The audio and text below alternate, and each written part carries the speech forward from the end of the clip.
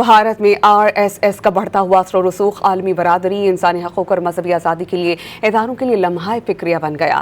امریکی سکھ تنظیموں نے امریکی وزیر خارجہ کو خط میں RSS چیف موہن بھاگوت کو دورہ امریکہ سے روکنے کا مطالبہ کر دیا۔ بھارتی جریدے دی وائر کے مطابق 3 امریکی سکھ تنظیموں نے وزیر خارجہ مارکو روبیو سے مطالبہ کیا کہ انتہا پسند ہندو تنظیم RSS کے چیف موہن بھاگوت کو کل سے شروع ہونے والے دورے پر امریکہ آنے سے روکا جائے۔